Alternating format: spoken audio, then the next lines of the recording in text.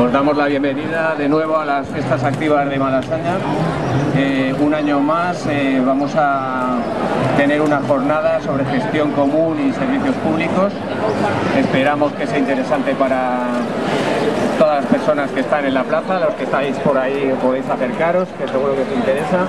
Se va a hablar de la banca pública, la educación, la sanidad. Es decir, que son cosas que nos interesan a toda la gente, así que en cualquier momento podéis intervenir cuando se abra el turno de palabra. De momento vamos a dar la bienvenida y deciros que esta es una actividad del Mayo Global, que ahora os van a dar el manifiesto y el programa. Voy a pasar a leer el manifiesto que se ha escrito este año para el aniversario del 15M. Mayo 2015M. No nos amordazarán.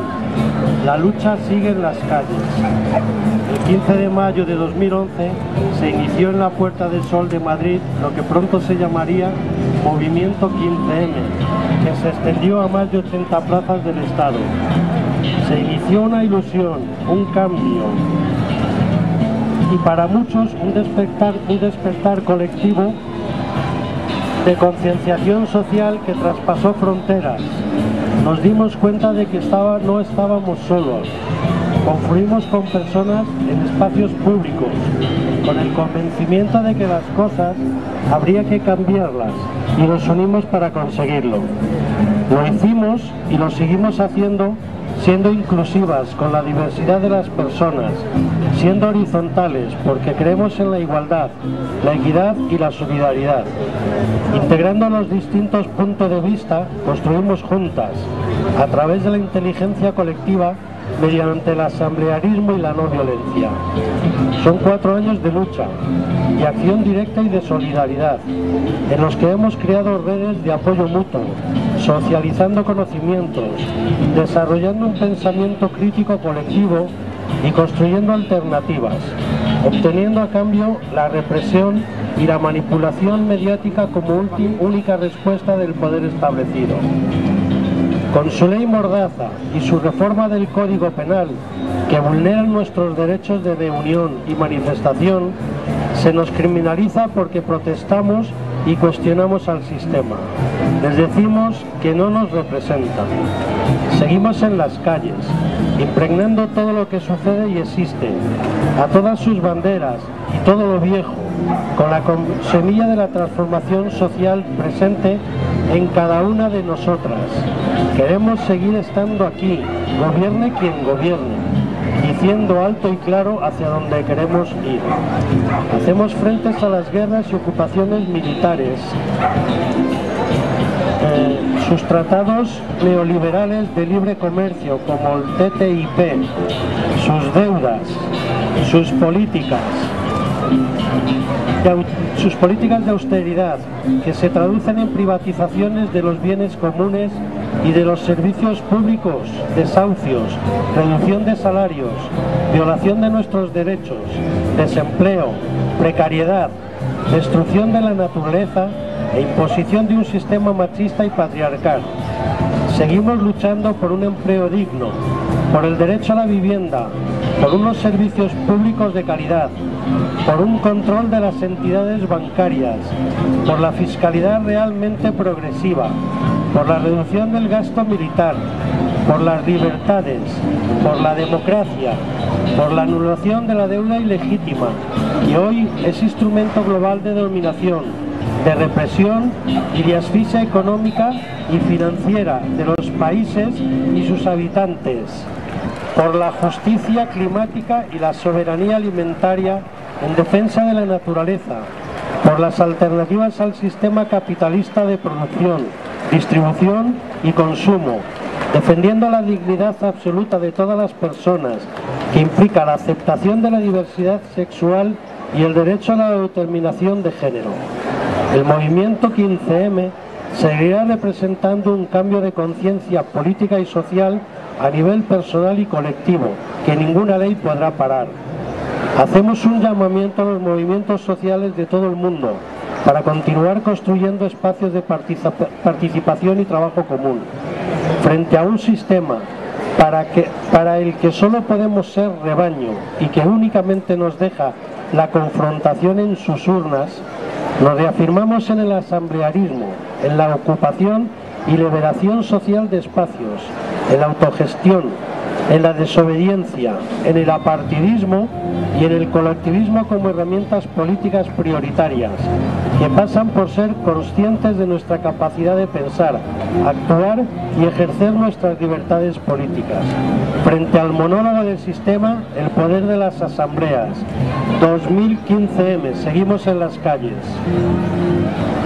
Ahora vamos a leer el programa de los actos que están programados para este mes de mayo. Hola, muy buenas a todas.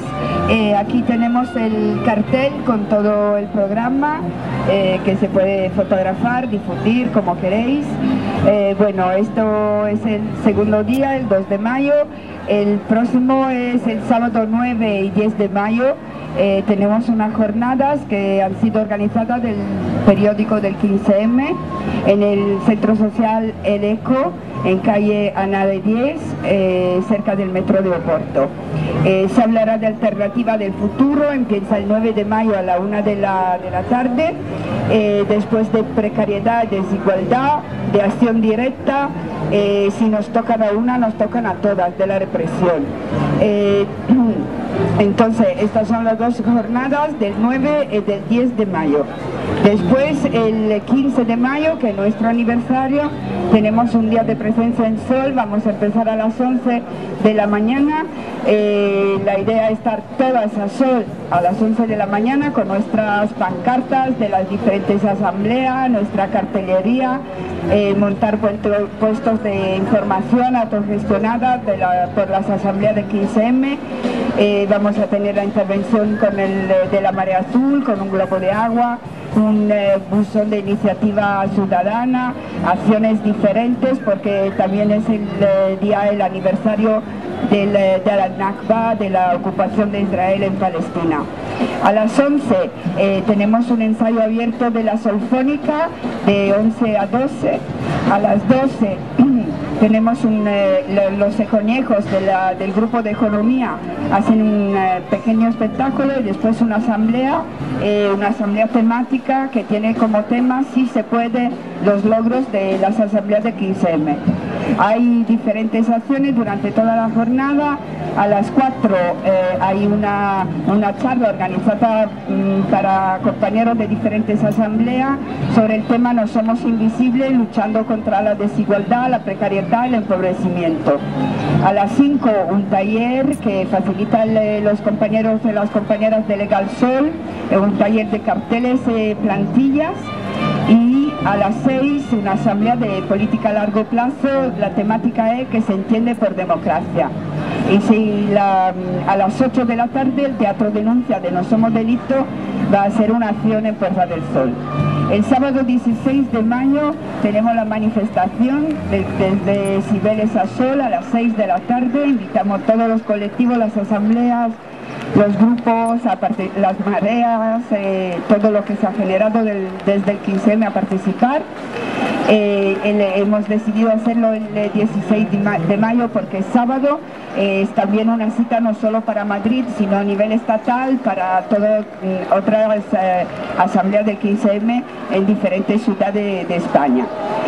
Solfónica nos recibe en Puerta del Sol con una bienvenida con alegría. Y después tenemos previsto a las 7:30 un ruido con cacerolada y pitadas.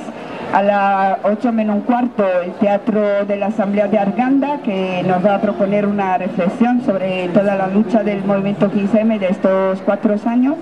Y al final de todo un micro abierto con micromanifiestos. Invitamos a todas a participar en este momento. También el 23 de mayo, como estamos en una situación electoral en este momento, como ha pasado en el 2011, pensamos sea un día de reflexión importante, de concentración en Puerta del Sol y pensamos repetir el día de reflexión que hemos hecho en el 2011. El 30 de mayo, que es el aniversario de la formación de las asambleas populares de los barrios, habrá una asamblea de las asambleas en Puerta del Sol a las 6 de la tarde. Entonces este es el programa, si queréis está aquí, difundirlo y pasarlo. Gracias.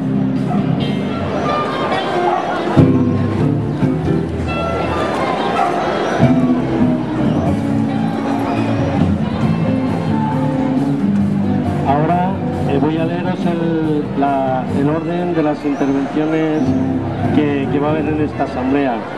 Primero van a hablar de la plataforma de la banca pública para la auditoría de la deuda. Plataforma por la banca pública. Después, plataforma ciudadana de auditoría de la deuda. Y va a hablar sobre el grupo de trabajo de sanidad. Después hablará la marea verde. Después marea azul. Después el grupo de política a corto plazo de la Asamblea General de Sol. Después habla un debate. Entonces, en primer lugar, la compañera de la plataforma de la banca pública. Hola, buenos días, buenas tardes. Estoy aquí porque me han invitado en un tema que estoy verdaderamente interesada, que es en una banca pública y además centrada en la participación, porque me parece que es imprescindible. Entonces, mi objetivo van a ser dos cosas. Primero, defender la banca pública. Y como resulta que la defensa de la banca pública es difícil estar hablando con todo este ruido de atrás. Bueno, como la defensa de la banca pública la defendemos en la plataforma en la que estoy yo, pero soy participante de la plataforma por la banca pública. Bueno, lo primero que quiero decir es que tenemos cosas en la banca pública que son básicas, pero yo no voy, todo lo que voy a decir no es que esté asumido por la banca pública. O sea, nosotros en una plataforma por la banca pública creemos en una banca pública, creemos en la participación, creemos que el sistema bancario nuestro hay que sanearlo, hay que auditarlo, pero no todo lo que diga es consenso de la banca pública. Quiero dejar eso claro. Bueno, pues entonces, lo primero para defender la banca pública voy a ir por otro camino. No voy a decir lo que queremos de la banca pública, que ya el año pasado me tocó hablar de esto y no lo quiero repetir. Voy a defender la banca pública atacando. ¿Atacando a quién voy a atacar? Precisamente voy a atacar a la banca privada, porque la banca privada ha sido la que nos ha traído a esta crisis y la que nos traerá a más crisis. La banca privada ha creado una crisis de deuda, que ha hecho mucho daño, ha creado mucho dolor y muchas deudas que no se acaban de terminar de pagar y que seguirán, no se solucionará así como así esta crisis en la que estamos. Bueno, entonces, esta crisis de deuda, no sé si, como me han dicho que no tengo más que un cuarto de hora, no sé, ahora me he organizado de otra manera. Esa crisis de deuda hay que entenderla como una crisis en la que, debido a que el sistema financiero, a que los bancos han prestado en cantidades grandísimas, pues ha ocurrido que en una situación en la que había un problema de unas razones para que se hubiera dado una pequeña crisis, que es siempre que no hay una demanda efectiva o siempre que hay una burbuja se puede dar una crisis. Pues en una situación en la que se puede dar una crisis, pues se ha convertido esto en una gran crisis debido precisamente a esa gran deuda. Entonces, ¿qué ocurre cuando hay una gran deuda? Cuando hay una gran deuda ocurre que cuando estalla la burbuja, resulta que todos los que están endeudados lo primero que quieren es intentar quitarse la deuda que tienen encima. ¿Y cómo se quitan la deuda que tienen encima? Pues las empresas no invierten, los consumidores no consumen, el Estado decide no gastar, y con lo cual es una bola de nieve que se hace todavía más grande.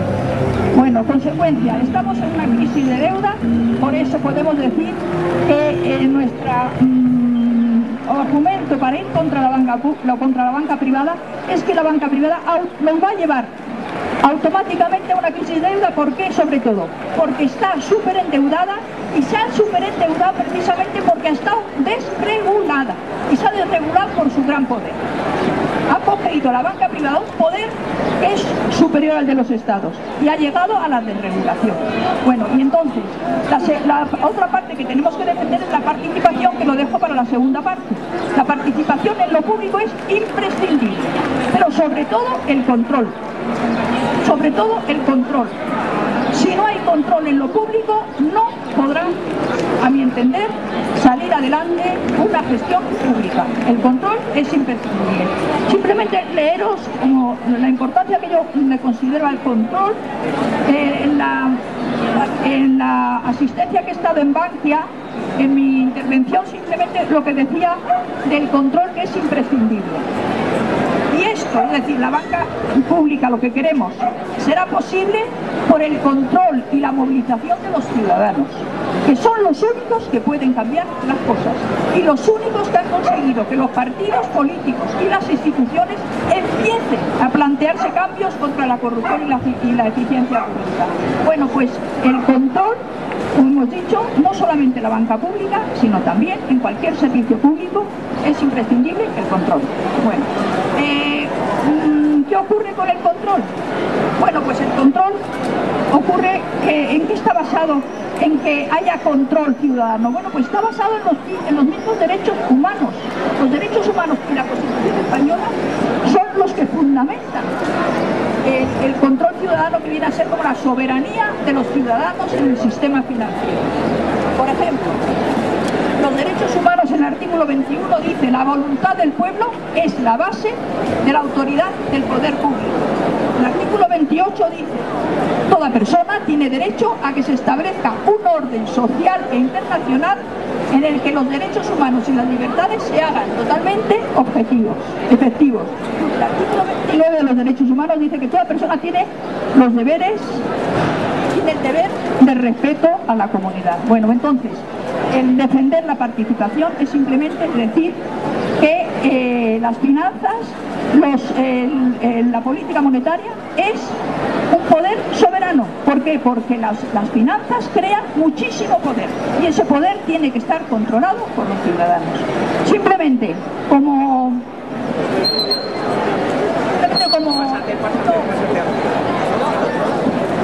ejemplo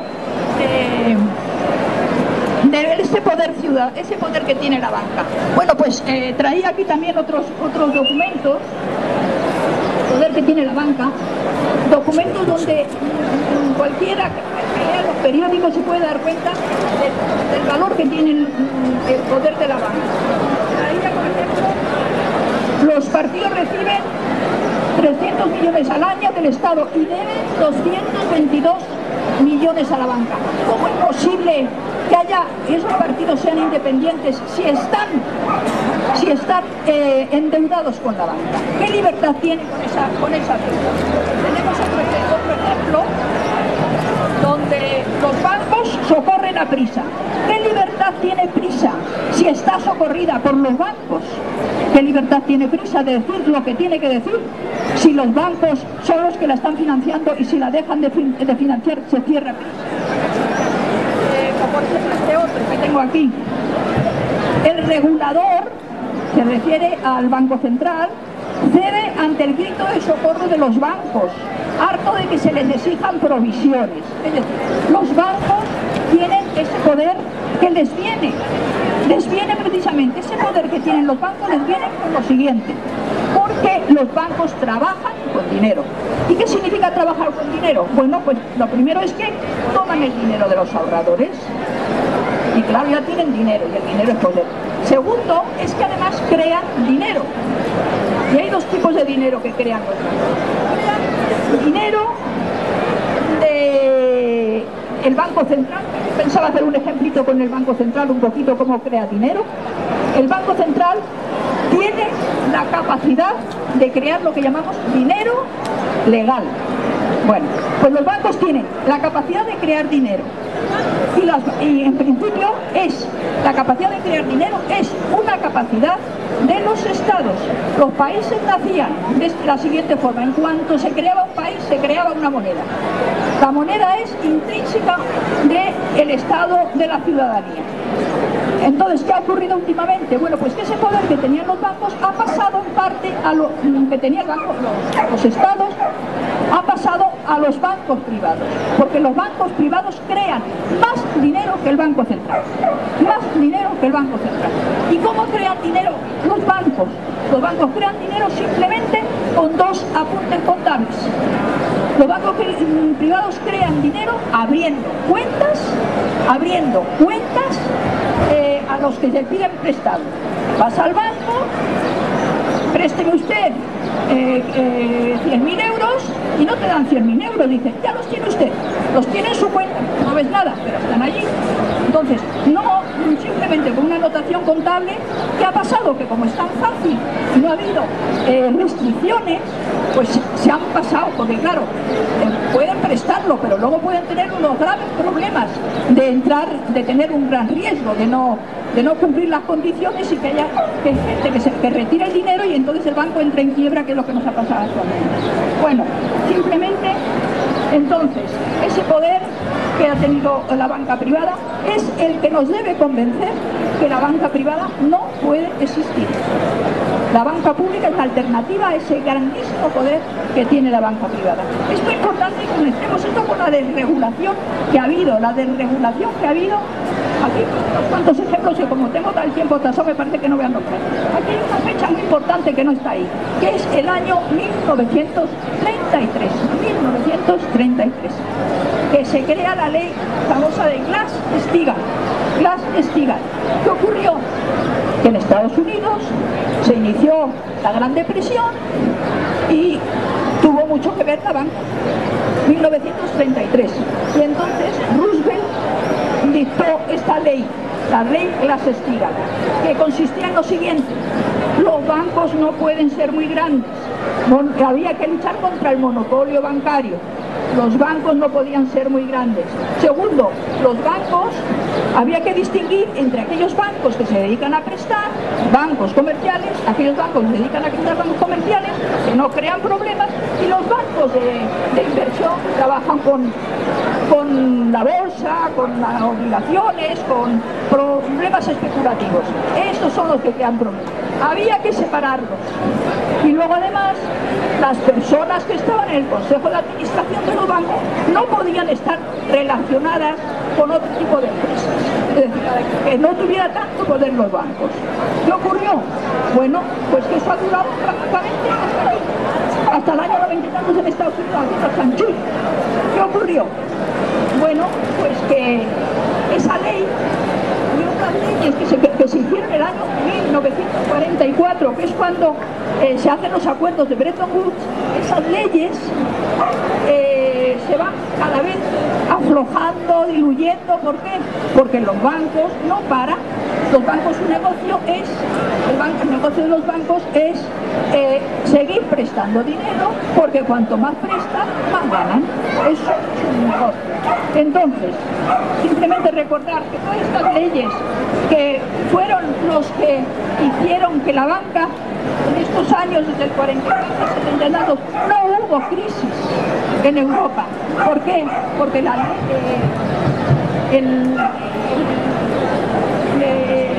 acuerdo de Bretton Woods prohibían mover dinero libremente por el mundo y prohibían a las mercancías moverlas libremente por el mundo. Entonces, esa estabilidad que había en los mercados financieros, pues entonces no se creaba, no había crisis.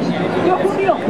Que fueron aumentando poco a poco la libertad, esas obligaciones que tenían los estados de controlar su dinero y sus mercancías, se rompió.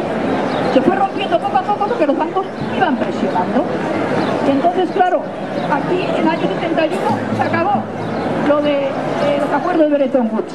Los acuerdos de Bretton Woods que unían el dinero, el precio del dinero al oro, y pues se terminaron los acuerdos de Bretton Woods.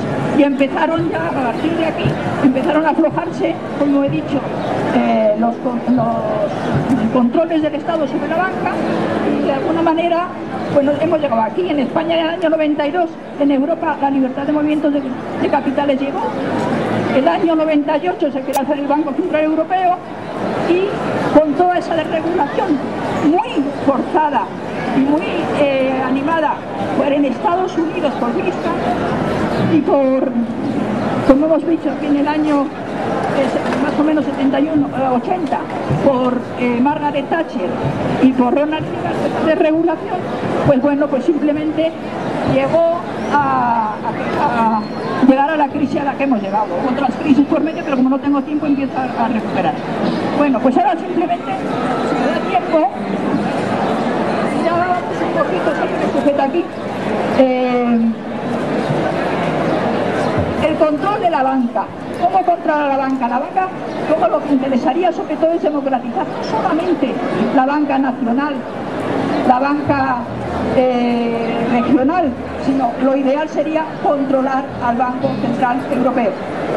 El Banco Central Europeo, primero en principio no es democrático porque los representantes, el presidente y el vicepresidente y los representantes no los elige, no es como el Parlamento, no se pide elecciones a los ciudadanos.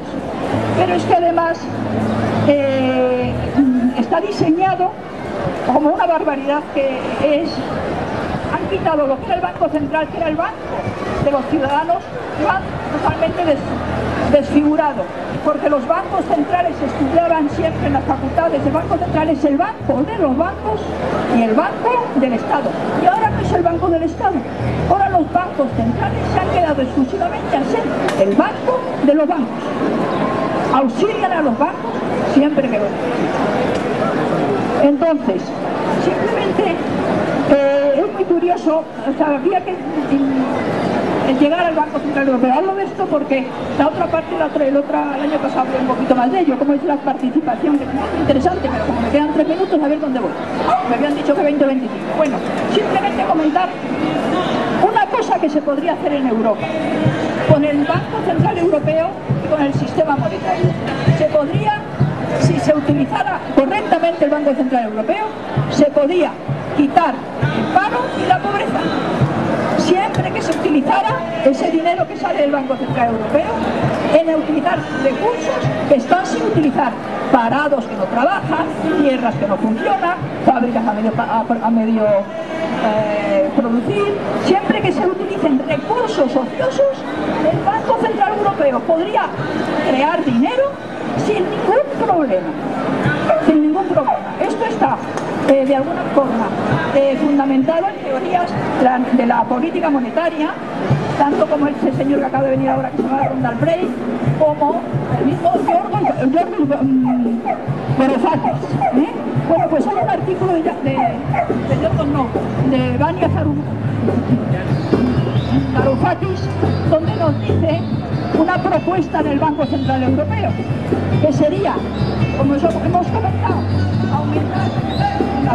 aumentar lo que llaman ellos la base monetaria, que el Banco Central Europeo creara dinero y con ese dinero dedicarlo a la pobreza y al paro. ¿Cómo haría? Pues 2 apuntes contables. Por ejemplo, si queremos aumentar la base monetaria, el dinero que ha creado el Banco Central, pondríamos aquí 100.000 euros, por ejemplo. Y eso requiere otros 100.000 euros, por ejemplo, en el Banco de Inversión o en los fondos de cohesión. De esa manera, esos apuntes contables, siempre que bajen a no gastar por encima de los recursos ociosos y que no se dediquen a fondos, a mercancías y a servicios del exterior, no habría ningún problema. Me toca ya, bueno, pues simplemente para la participación en la banca regional y en nuestra banca, me gusta mucho la propuesta que tiene la banca pública de crear un órgano de control que ellos lo llaman observatorio, porque es muy interesante y es básico para el control, que como digo yo, para mí es fundamental para que exista lo público. Bueno, nada más y muchas gracias.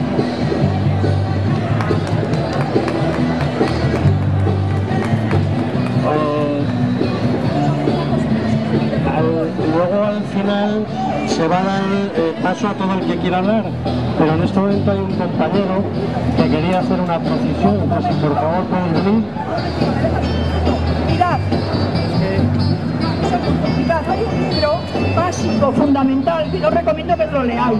Se llama Bancocracia. Está hecho por Eric Toussaint.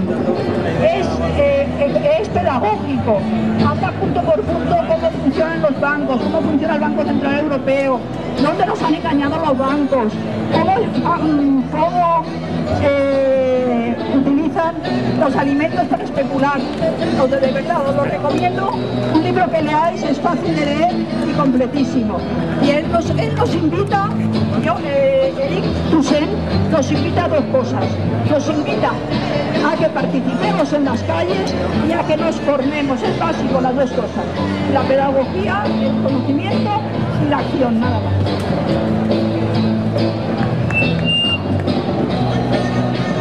Bueno, la siguiente intervención es de la Plataforma Ciudadana de Auditoría de la Deuda del Grupo de Trabajo de Sanidad.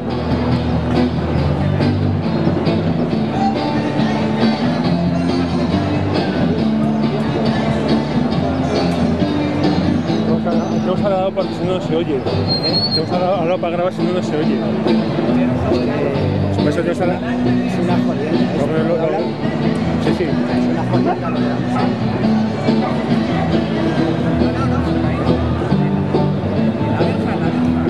La verja. Yo quería acercarme. Hola, buenas. Bueno, esto va a ser un poco complicado, ¿no? Porque no sé si me escucháis con el ruido de fondo. Entonces hemos venido Vicente, mi compañero Vicente y yo, como representantes del grupo de trabajo de auditoría de la deuda en sanidad.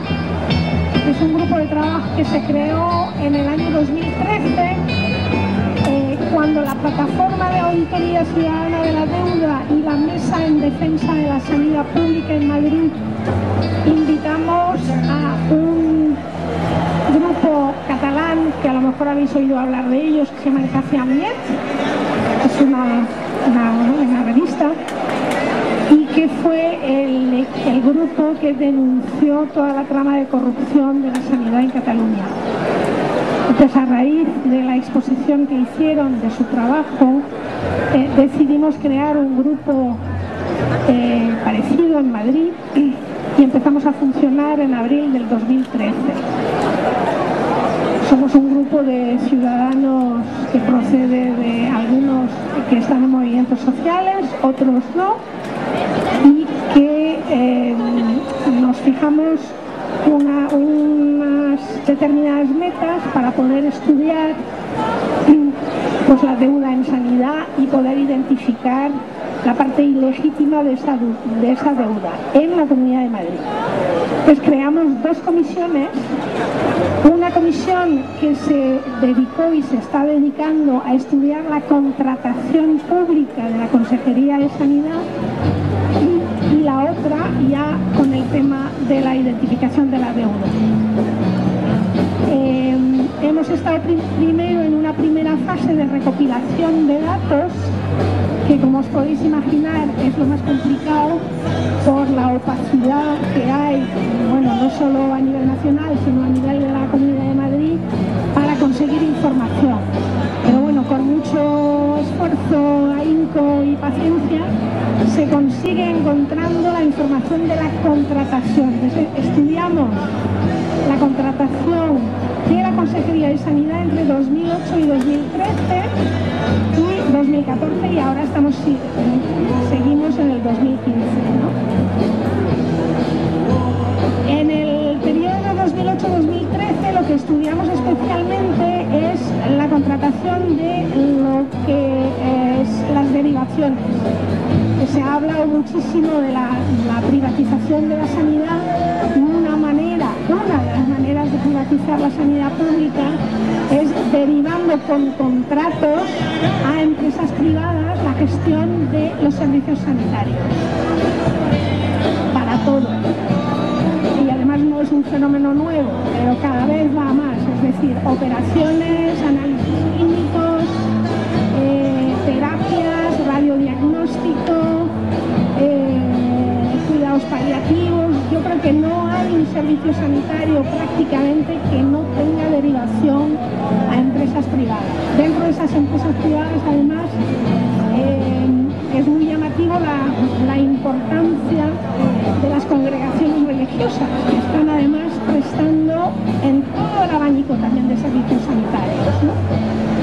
Y para poder estudiar la relación o analizar la relación entre la contratación y una posible trama de corrupción con la política, con los políticos, hemos empezado también a recopilar datos de todos los cargos políticos, tanto a nivel estatal como a nivel de la Consejería de Sanidad. Cuando digo recopilar información, es recopilar nombre, apellido, partido, etcétera, y hacer un listado. Hemos recopilado hasta la fecha unos 6.000 y pico individuos. Con respecto a la contratación que hemos hecho, hemos buscado información sobre las empresas, ¿no? Y lo que está todavía pendiente de hacer, porque claro, tener datos, tener listas, eso está muy bien, pero no es suficiente. Lo que hay que hacer es cruzar la información. Y claro, os podéis imaginar que cruzar la información manualmente pues nos llevaría años y bueno, tampoco es muy seguro el resultado que te da, ¿no? Entonces estamos pendientes, una vez que tengamos todos los datos recopilados, formateados, de utilizar una herramienta para tener lo que se llama una herramienta de análisis de red, es decir, que te permite ver, pues en el Consejo de Administración de una empresa X, y cruzas los datos con, por ejemplo, todos los políticos que hay en la Consejería de Sanidad, en el Senado, en la Asamblea de Madrid, en el Congreso, etcétera, etcétera. Entonces, eso es uno de los trabajos del equipo que se dedica a estudiar la contratación. También hemos estado estudiando, y estamos todavía en ello, estudiando los principales lobbies que hay en el sector sanitario, que de momento hemos identificado a 4. Mi compañero Vicente, que está ahí, que os hablará de la contratación de este año, donde tenemos cifras ya, pues os contará la importancia que tiene en la contratación pública de la Consejería de Sanidad pues las empresas que están en estos lobbies, ¿no? Donde más del 50% de la contratación va a esas empresas, ¿no? Y bueno, más o menos ese es el trabajo que estamos haciendo. Es un trabajo que tiene poco glamour, ¿no? Pero que yo creo que hay que hacer, que es fundamental. Y además, yo creo que no es solamente que hay que denunciar lo que está ocurriendo, sino que hay que conocer muy bien al enemigo para poder denunciarlo, ¿no? Entonces tienes que tener datos y, por supuesto, pruebas, ¿no? Entonces en ello estamos.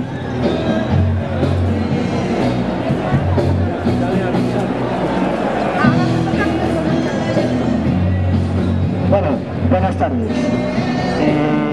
Como ha dicho la compañera, una de las líneas de trabajo que tenemos en el grupo de trabajo de Auditoría Ciudadana de la Deuda en Sanidad es el tema de las contrataciones, y que tiene que ver directamente con uno de los objetivos fundamentales de la plataforma Auditoría Ciudadana de la Deuda, que es la transparencia y el capacitar a la ciudadanía para que tenga acceso a la información.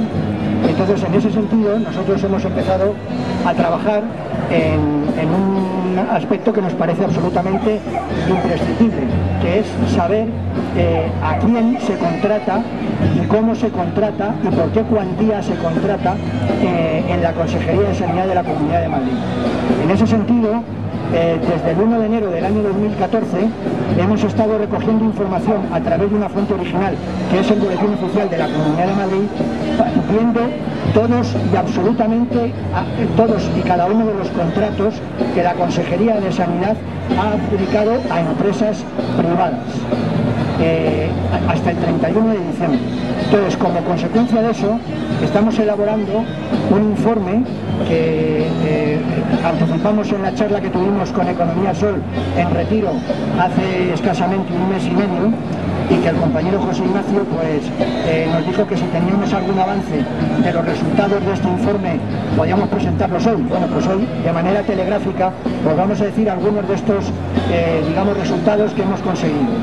Bien, en primer lugar deciros que a nivel de contratación pública de la Consejería de Sanidad, en el año 2014 se han adjudicado 1.320 contratos a empresas privadas, que supone un total de 574, aproximadamente 575 millones de euros. Esto significa que en función de la población de la Comunidad de Madrid a 1 de enero del 2014, que éramos 6 millones y pico de personas, supone un gasto por habitante y año de 89 euros solamente en este epígrafe de contratación pública. Por otra parte, teniendo en cuenta el PIB de la Comunidad de Madrid, el gasto en contratación pública en el año 2014 ha supuesto también un 0,3 del PIB, teniendo en cuenta que según datos de la Unión Europea, el gasto en contratación pública global, total, respecto del PIB está en el orden del 16 al 18%, este dato del 0,3% del PIB supone una cantidad bastante elevada.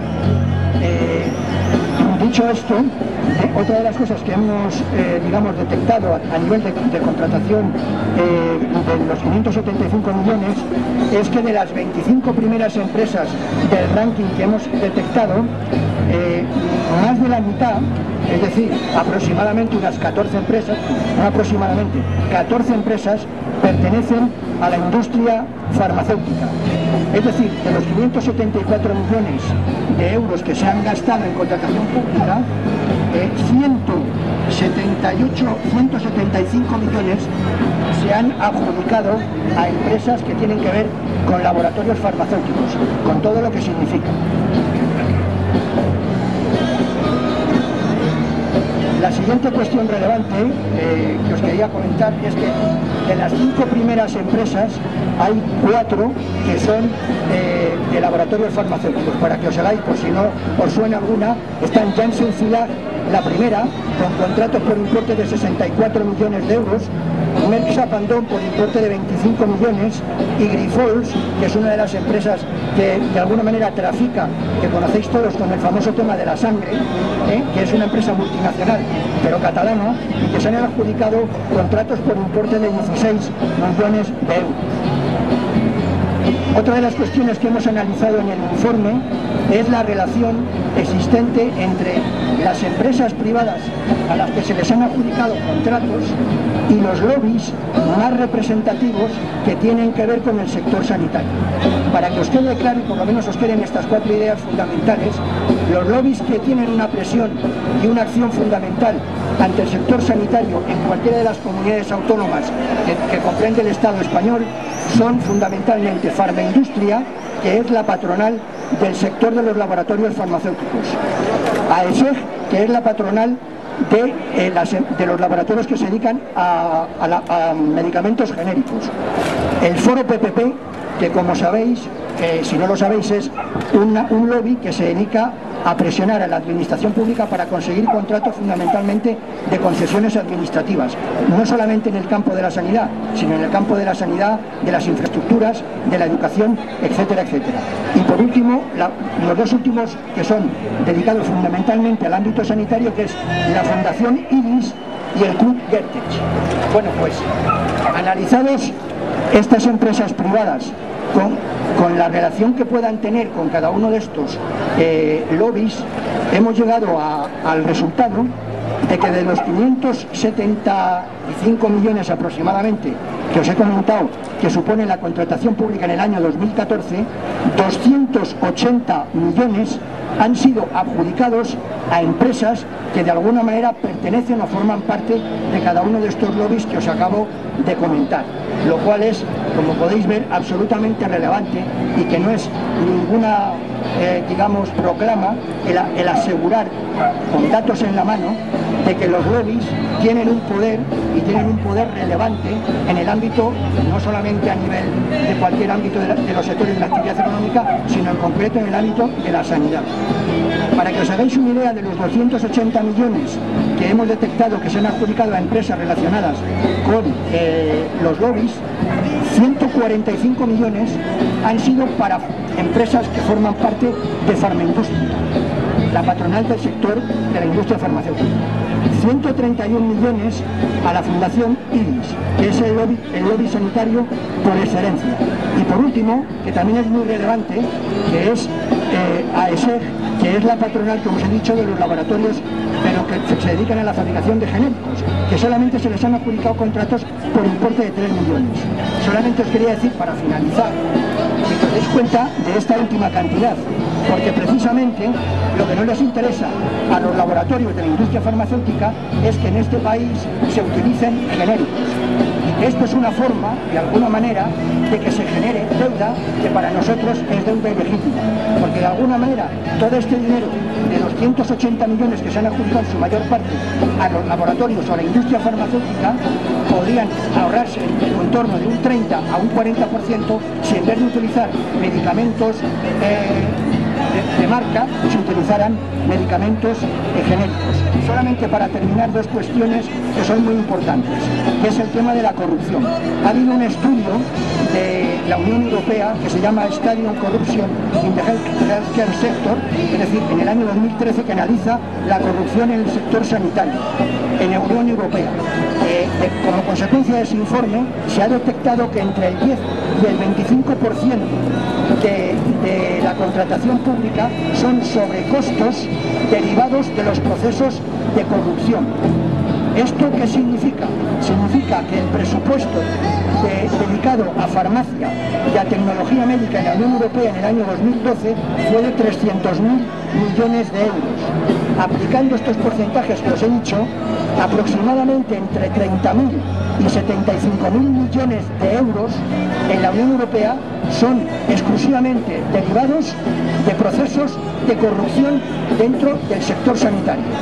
Y esto aplicado al caso de la Comunidad de Madrid, teniendo en cuenta que en contratación pública se han invertido solamente en el año 2014 578 millones de euros, estamos hablando que entre 57, fijaros lo que os digo, y 144 millones de euros serían debidos a sobrecoste derivados única y exclusivamente de procesos de fraude y de corrupción en el ámbito de la Comunidad de Madrid y más en concreto en el ámbito de la Consejería de Sanidad.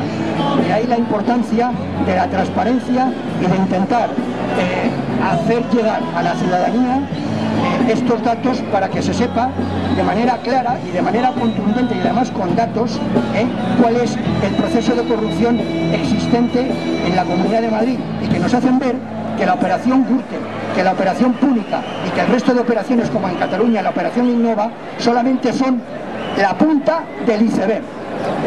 Muchas gracias y esperamos tener más oportunidades de poderos contar nuevos datos sobre este tema. Muchas gracias, compañero. Solamente una cuestión, que para nosotros el empoderamiento de la ciudadanía es fundamental y en ese sentido hemos traído una hoja para haceros un llamamiento a todas las que estáis aquí presentes para, si os interesa, poder rellenar, digamos, una hoja por si queréis incorporaros al grupo de trabajo o al menos, si no queréis incorporaros, por lo menos que podáis recibir información de los informes y de los trabajos que estamos recibiendo. Ahora os lo voy a hacer pasar entre todas vosotras. Gracias. Muchas gracias a ti. Bueno, ahora nos va a hablar el compañero de la Marea Verde.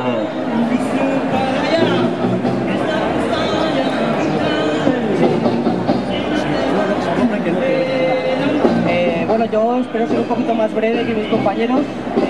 Venía a hablar de educación y creo que también estamos todas aquí, conocemos el nivel, conocemos todo lo típico que se dice, con lo cual he querido darle un enfoque un poquito diferente y hablar en el caso concreto de la universidad. Yo llevo 6 años de carrera universitaria y he visto pasar 3 planes de estudios. ¿Qué es lo que ocurre? Nos venden unas reformas, nos venden unos cambios de sistema que realmente no tienen una complicidad con el sistema educativo ni con la comunidad educativa. Son reformas ideológicas hechas única y exclusivamente para el adoctrinamiento o para una deriva de los bienes públicos. En estos 6 años he visto pasar el plan Bolonia, 4 años de grado, 1 año de máster para lo que antes eran 5 años de carrera. Nos lo vendieron como que aquello iba a ser una homologación con Europa. No obstante, vuelven a cambiar porque no hay una homologación con Europa real. Nos vendieron también que iba a haber una movilidad estudiantil por toda Europa, cosa que tampoco ha ocurrido porque han eliminado las becas Erasmus y ahora en el año eventual las vuelven a recuperar a un 70% por debajo de los presupuestos que había hace 4 años. Nos vendieron también que bajarían los ratios de alumno por aula para que las clases fueran más participativas, que la gente pudiera aprender más y mejor. Sin embargo, los ratios por alumno de alumno por aula han aumentado porque han despedido al profesorado, con lo cual, pese a que hay menos alumnos en la universidad, cada vez están más concentrados en las aulas y más afinados en las aulas porque no hay profesores que les den enseñanza. Nos vendieron también que querían hacer un sistema con muchísimas más prácticas. En mi carrera desaparecieron los viajes de prácticas el año que entró Bolonia. Los del plan antiguo, que lo llamamos, fuimos los últimos en tener viajes de prácticas, con lo cual un nuevo engaño fue derivado de los recortes. Nos vendieron también que esto iba a ser una mejora de la calidad educativa, porque se iban a mejorar los planes de estudios. Sin embargo, lo que se ha visto es que han ampliado los temarios, han concentrado 5 años de carrera en 4, ampliando los temarios, con lo cual todo el temario se da muy por encima. Con lo cual, se ven muchas cosas por encima, no se aprende nada. Se aprende ni siquiera los fundamentos, ni siquiera las bases. En vez de enseñarte un dibujo asistido por ordenador genérico, te enseñan una marcha comercial de un programa de dibujo, con lo cual tú llegas a la vida profesional y te dicen, no, tienes que utilizar, aquí en esta empresa tenemos esta marca de producto de dibujo. No sé utilizarlo, no me han enseñado este programa, no me han enseñado las bases. Me han utilizado la marca comercial que compra, que paga la universidad pública. Porque es una forma de introducción de sus nuevas mercancías para convertirnos en clientes fieles. Después de esto ha llegado lo que es el 3+2, porque han dicho, no, es que en Europa se hace así, 3 años de carrera y 2 de especialización. Lo que teníamos en el plan antiguo en el que yo he empezado la carrera y en el que yo terminaré la carrera. 3 años de carrera genérica, lo que eran las carreras técnicas, licenciaturas o diplomaturas, 5 años la especialización. ¿Cuál es la diferencia con respecto al plan antiguo de esto que nos pintan tan novedoso? Que antes eran 5 años de carrera pagadas a año de carrera universitaria. 4 pelas, 2.000 euros al año, casi nada. Yo cuando entré pagaba 1.000. No obstante, transforman 5 años a un mismo precio único por 3 años de carrera y un máster que cuesta una media de 3 veces más. Cuestan de media entre 6.000 y 8.000 euros el máster. ¿Qué es lo que está ocurriendo aquí? No aumentan las tasas, sin embargo aumentan el coste de la universidad en las titulaciones superiores. Hemos pasado de un sistema en el que estudiar costaba 10.000 euros la carrera completa a un sistema en el que cuesta 18.000. Porque pasamos a Bolonia, donde 1 año de máster, ahora son 2 años de máster. Con todo esto se ve lo que es la escenografía más representativa de lo que ocurre en toda la educación. Despidos para vendernos unos ratios diferentes. Mayores precios, cierre de centros. Hemos visto cómo con la reforma de las competencias entre privada y pública ya hay un argumento para coger y decir, en esta Universidad Rey Juan Carlos, cerramos 8 grados de los que están impartiendo porque tienen una competencia directa en la universidad privada, con lo cual en la universidad pública se dejan de ofrecer porque hay una competencia económica y legal con la universidad privada. Con lo cual, en vez de ser a la inversa, tener el mayor derecho, lo que es la educación pública, tiene derecho sobre la competencia a la universidad privada. Y esto se puede extrapolar a todo lo demás. Deriva de los presupuestos para educación hacia la concertada y hacia la privada. Se han reducido los presupuestos derivados a colegios e institutos públicos, se han reducido, sin embargo han aumentado los de los colegios e institutos privados. Se vende suelo. En la Universidad Complutense de Madrid vendieron hace 1 año y medio, 2 años, el campus de Aranjuez a una universidad privada que ahora oferta la enseñanza que se ofertaba antes en ese campus de la Universidad Complutense. Despidos, lo vemos nuevamente, despido de profesorado ha ocurrido en la Carlos III, ha ocurrido en la Rey Juan Carlos, despido de lo que es el personal de administración y servicios, técnicos de laboratorio, secretarios, conserjes, despedidos 300 trabajadores en la Politécnica. Yo he tenido que hacer un examen sentado en el suelo porque las personas que se encargan de coordinar el reparto de aulas habían sido despedidas.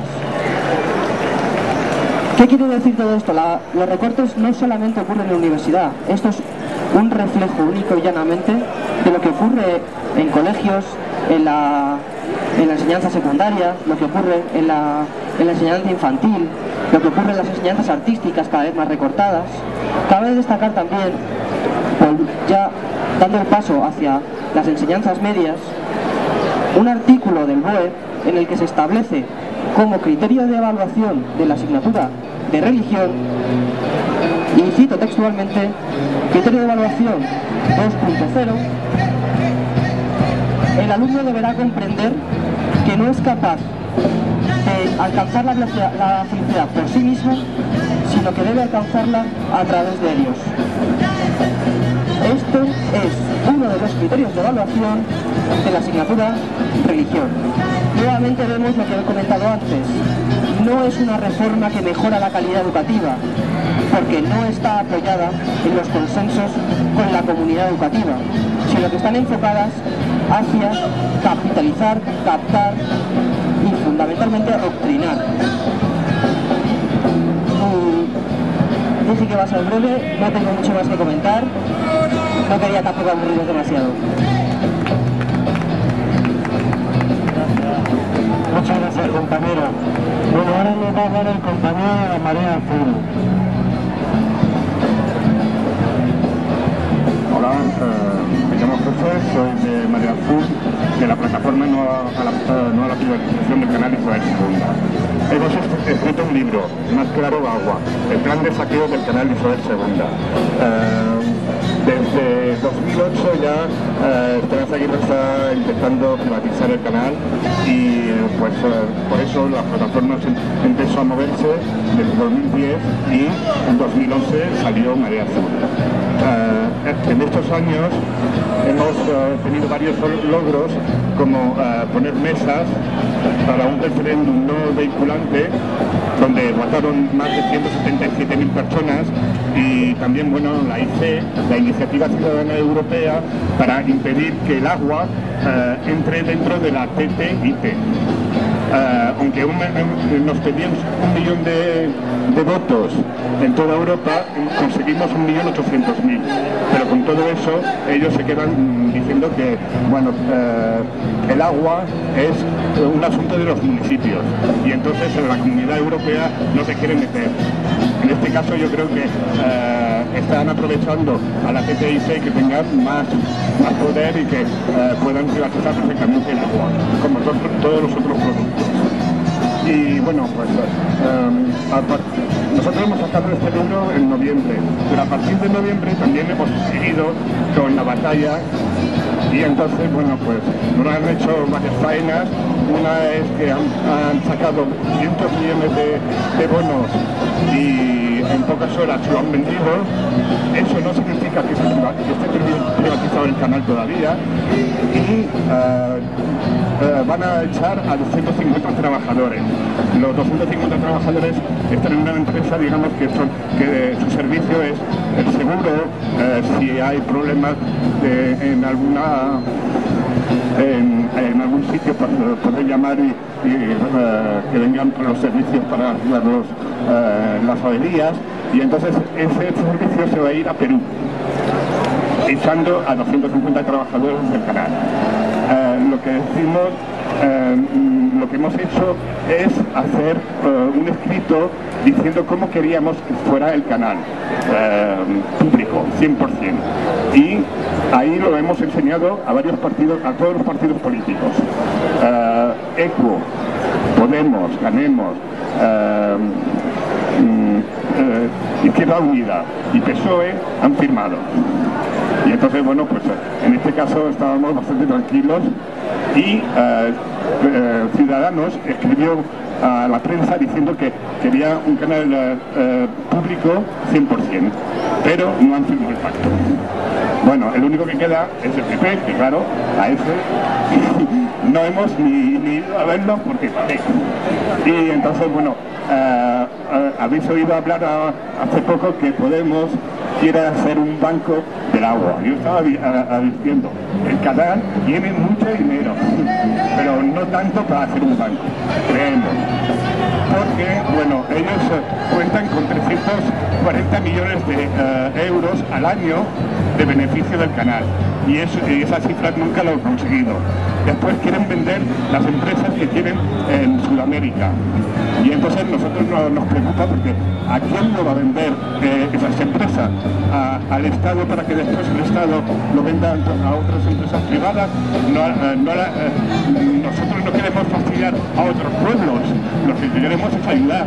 Y primeramente es que el canal no tendría que tener empresas fuera de Madrid. Y lo tienen ahí, lo tienen en Canarias también. Y bueno, pues estamos luchando y el día 5 a las 12 vamos a estar delante del canal para protestar, para que no echen a los 250 trabajadores. Bueno, no tengo nada más que decir y el libro es muy barato, ¿eh? Gracias. Muchas gracias, compañero. Bueno, la siguiente intervención corre a través de la plataforma de Salvemos Telemadrid.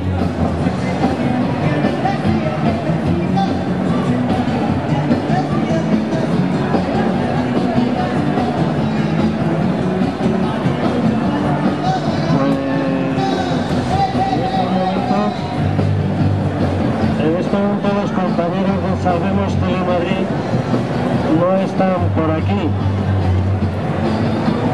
Entonces vamos a correr el turno y nos van a hablar política de corto plazo de la AG Sol. De Acampada Sol, perdón.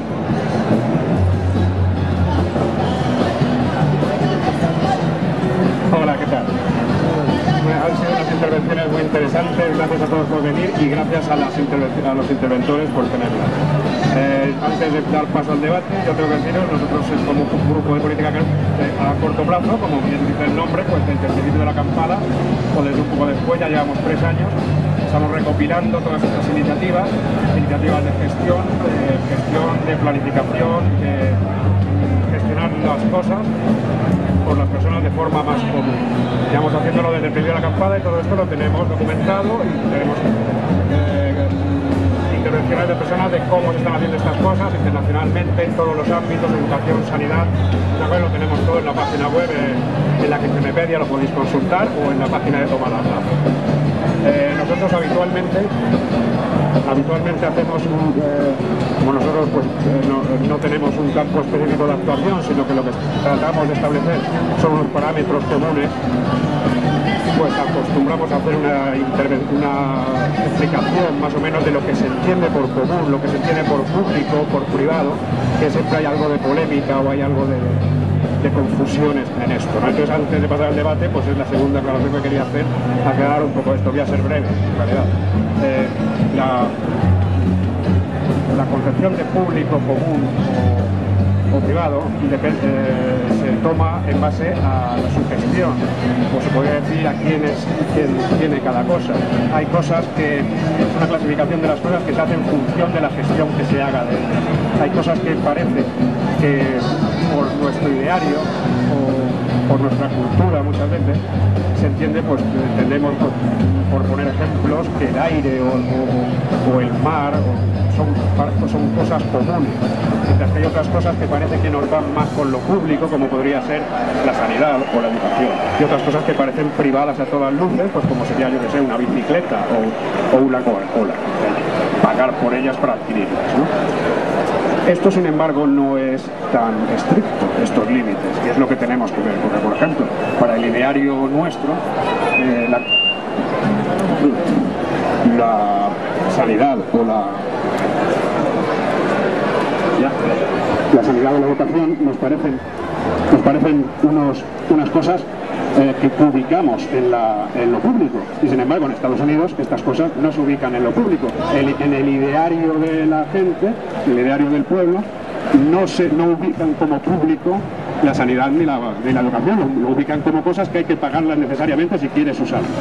Entonces esto no está tan claro. No está tan claro también porque dentro de la misma concepción cultural que se tenga, existen cambios, o sea, se cambian las cosas, la gestión cambia constantemente de cara.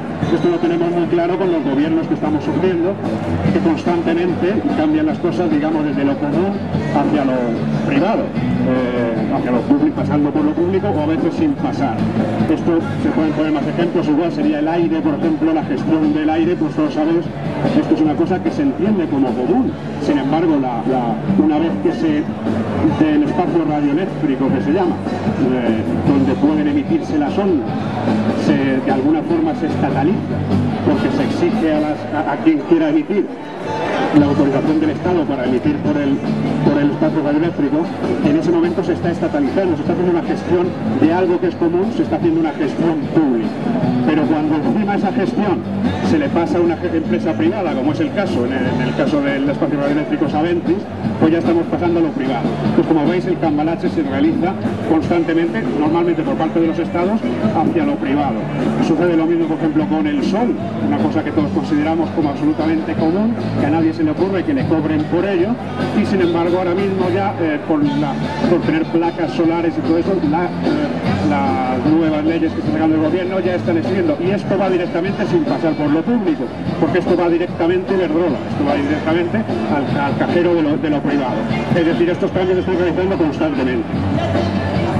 Y nosotros, pues, lo que decimos es que lo que buscamos es el cambio contrario. Nosotros buscamos que las cosas se gestionen todo lo más común, de forma común que se pueda.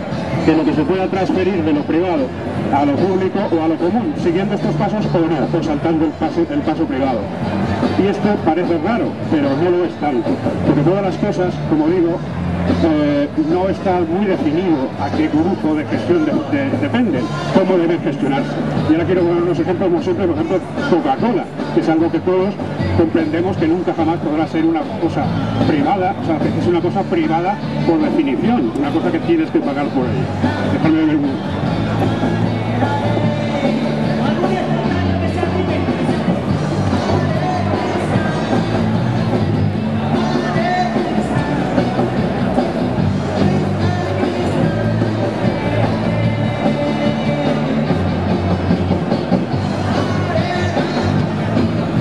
Entendemos que la Coca-Cola es una cosa privada, ¿no? Y sin embargo, cuando se cierra la fábrica o pretenden cerrar la fábrica de Madrid de Coca-Cola, se produce un movimiento social, trabajadores sobre todo, un montón de gente se empieza a motivar de la forma de hacer un boicot a Coca-Cola.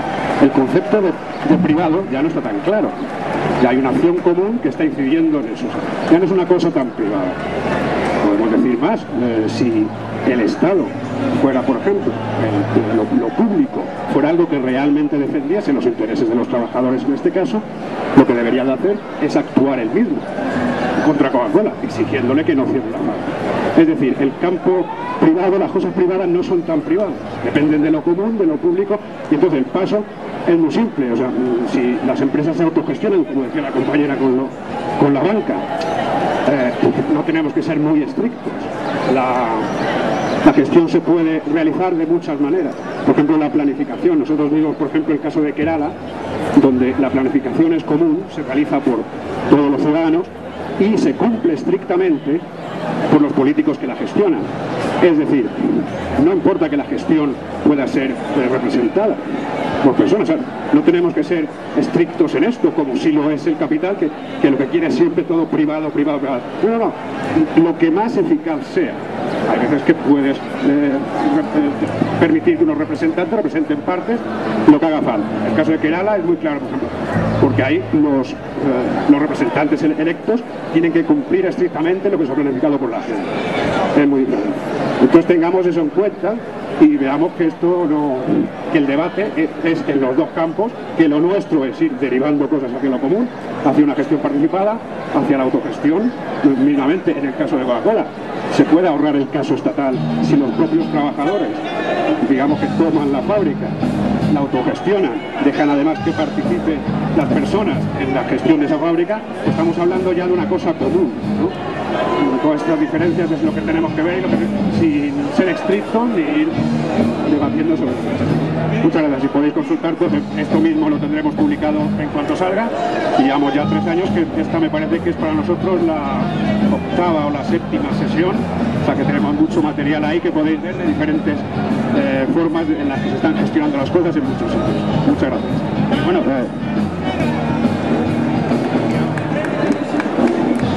Vale, muchas gracias. Bueno, ahora nos va a hablar el compañero de Telemadrid sobre la privatización.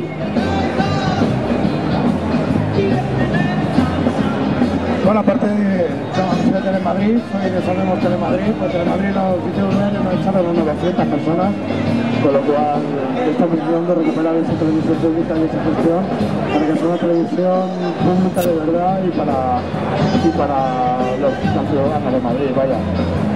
Mira, el artículo 20 de la Constitución Española recoge el derecho a la información, respetando los principios de objetividad, veracidad e imparcialidad de las informaciones, la libertad de expresión y el pluralismo cultural, religioso y social. Estos mismos derechos se recogen en el artículo 13 de la Ley de Creación, Organización y Control Parlamentario del Ente Público de Televisión de Madrid y sus sociedades. La radiotelevisión pública debe tratar a los espectadores y usuarios como ciudadanos y no como audiencia. Por tanto, la televisión pública no puede considerarse una actividad económica más, sino hay que ponerla en valor como herramienta fundamental en las garantías del sistema democrático.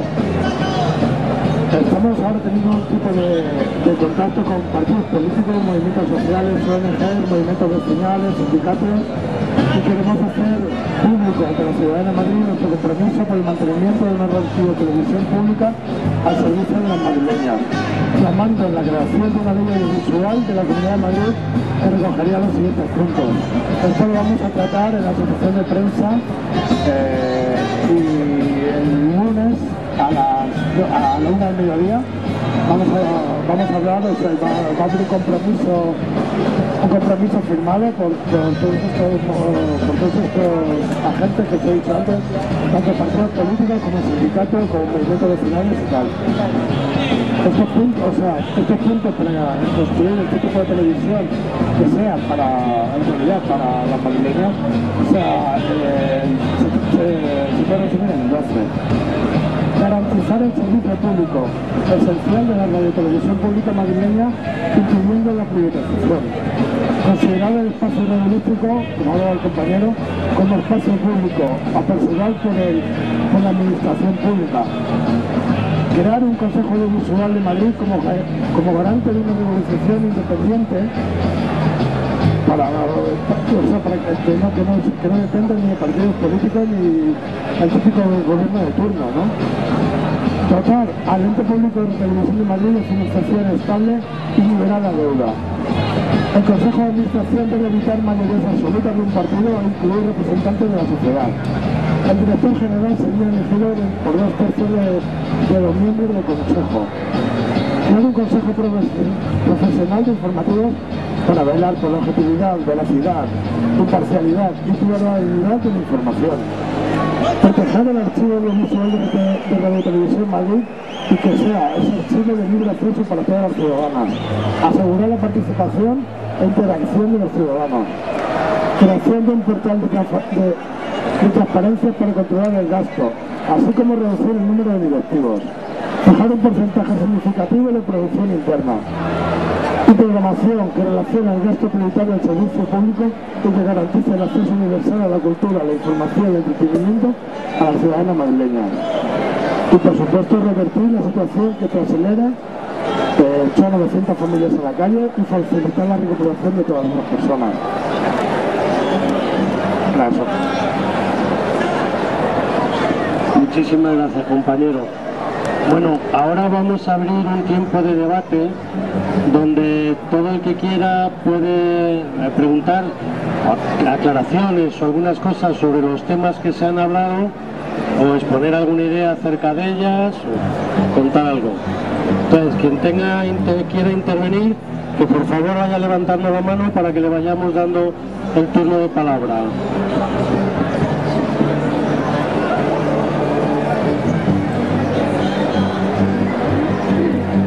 un compañero. Que no se oye. Ven aquí, por favor.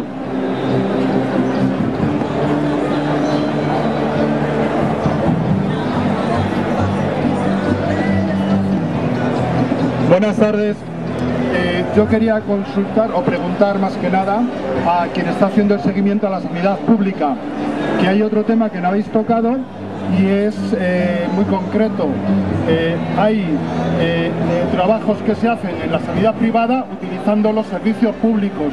¿Lleváis seguimiento de eso? Bueno, perdona, pero claro, es que en 7 minutos es difícil hablar de la cantidad de aspectos que se tienen.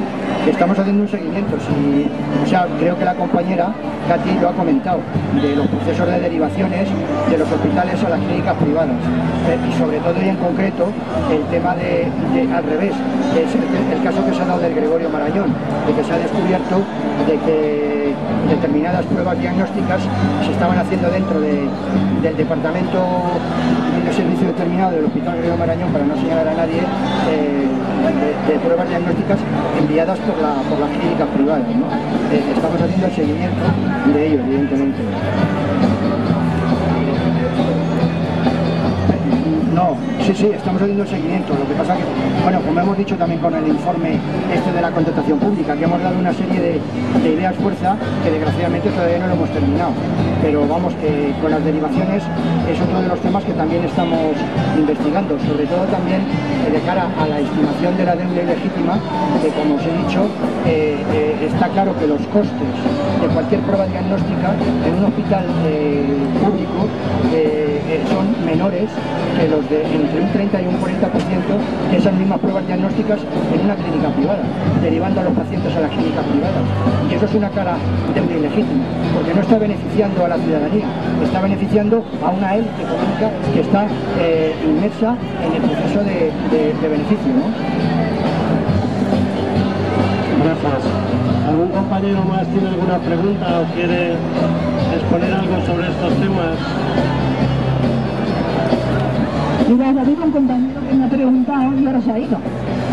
Así que no sé, si queréis a alguien preguntar, pues preguntáis, pero si no, la pregunta que me ha hecho, como he tenido tan poquito tiempo y el tema es muy complicado, pues no se ha visto claramente por qué la banca privada es mala. Y yo, la razón que he dicho, que la banca privada, como tiene tanto poder, pues ha ido desregulando, haciendo normas que le permiten hacer cosas que implican muchísimo riesgo. Es decir, los bancos tienen que ser solventes, no tienen que tener riesgo, unos parámetros que tienen que ser para que funcionen. Igual que una empresa privada, si no puede pagar a sus deudas, entra en suspensión de pago, lo mismo pasaría con un banco. Si no puede pagar en un momento dado, entraría en suspensión de pagos o en concurso de acreedores. ¿Qué ocurre? Que esas normas, lo que han pretendido los bancos es que la cantidad que tenían que poner ellos, que es el capital, que son ese dinero que si hay alguien que no paga, se enjuague con el capital o se enjugue con el capital, pues ese capital cada vez ha ido bajando. Y no han puesto ese parapeto que permite que si alguien no pague, porque las actividades de la banca son terriblemente arriesgadas, porque cualquiera puede dejar de pagar. Entonces, ¿qué ha pasado? Que como han bajado tanto el capital y las normas las han bajado tanto, pues entraban en crisis en cualquier momento. En cuanto unos cuantos dejaban de pagar, no tenían en su caja dinero para devolverlo, ni podían atender todas las deudas que le podían pasar. Y entonces, ¿qué ha ocurrido? Pues por eso la banca privada, como tiene tanto poder, cambia las normas que son peligrosísimas. ¿Y qué ocurre además? Lo que decía de la segunda parte. Primera parte, la banca entra en suspensión de pago, pero no es solamente que entra en suspensión de pago porque explota una burbuja, y en cuanto explota una burbuja hay gente que, por ejemplo, se queda sin trabajo. sino porque también cuando la banca, no solamente la banca entra en crisis, sino que los ciudadanos, como están súper endeudados, que la banca ha prestado y prestado y prestado, han prestado muchísimo, los ciudadanos endeudados llevan siempre a una crisis. Se llama crisis de deuda privada, que luego se convierte en crisis de deuda pública. Crisis de deuda privada. ¿Por qué? Porque los empresarios que tienen que invertir, se les ocurre invertir, están pagando sus deudas, que están todos endeudadísimos, porque en las burbujas han pagado por un terrenito, cualquier cosa, están súper endeudadísimos. El Estado, como está súper endeudado, no gasta.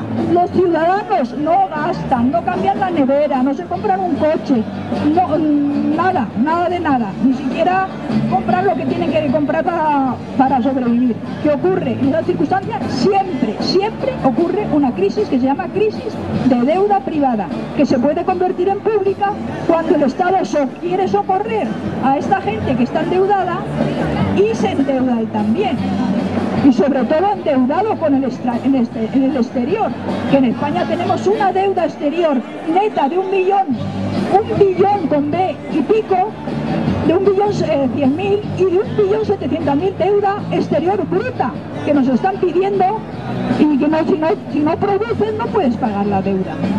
Bueno, no sé si nos ha aclarado algo cómo se producen las crisis. Muchas gracias. ¿Alguna persona más quiere hablar?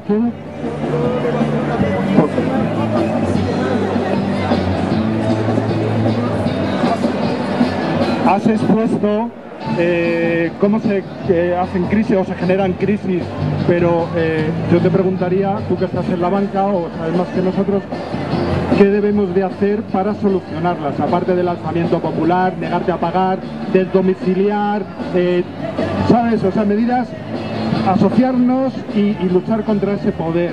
Eso es lo que a mí se me ocurre.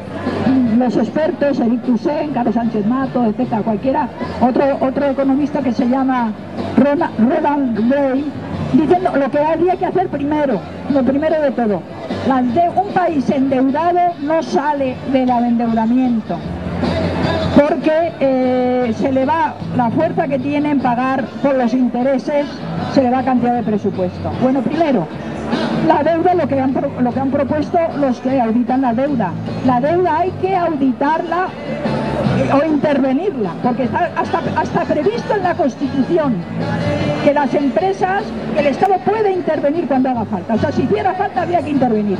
Segundo, los bancos están súper endeudados ellos, están muy endeudados ellos, hay que sanear esa banca está súper endeudada, habría que reducirla, quitar deudas, y para reducirla tienen que ir a costa de alguien, pues los acreedores, que no se les pagaría a muchos acreedores, y a los accionistas, si la hiciéramos pública, habría que quedarnos con ella y Santas Pascuas, ¿vale? Pero si no queremos ya nacionalizar y simplemente seguir tirando, si no se arregla la banca, si no se disminuyen las deudas, y si no se invierte en economía real, lo que haga falta, no quiere decir que vayamos contaminando por ahí, pero hay muchas cosas en las que invertir, hay mucho trabajo que hacer, hay en escuelas, hay en hospitales, hay arreglar fachadas de edificios históricos. Si no se hace inversión, que es lo que crea empleo, si no se hace inversión, no hay salida, no habrá puestos de trabajo. Inversión es crear puestos de trabajo. Si no se crean puestos de trabajo con inversión, y actualmente no hay inversión. En nuestra economía no hay inversión, lo único que se está haciendo un poquito mover la construcción con dinero que vienen ahí, que no hace falta, pero no se está invirtiendo en la economía.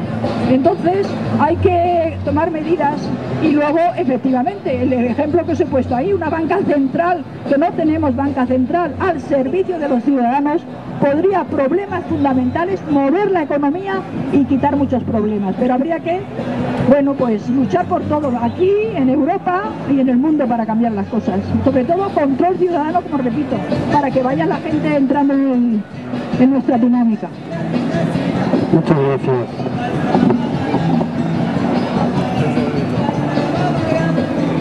Una cuestión que quisiera resaltar sobre el tema de la banca pública y la banca privada es que solamente para que la banca privada y esos bancos tan fuertes que nos venden por los medios, solamente para que puedan abrir sus puertas unos poquitos días y tener ese negocio que tienen, eso solamente es posible porque reciben del Estado, reciben muchísimas ayudas en forma de avales y rescates, etcétera, que de un tiempo a esta parte ya llevamos en ese concepto más de billón con B y medio de euros de dinero público destinado a esos bancos y que van a como a fondo perdido, de tal manera que si seguimos alimentando esa entidad privada y tal, es un dinero que se pierde para siempre y entonces en un ciclo totalmente vicioso para seguir siempre alimentando la banca privada y rescatando, financiando, avalando, etcétera, etcétera, y nunca en beneficio de la gente, y se va a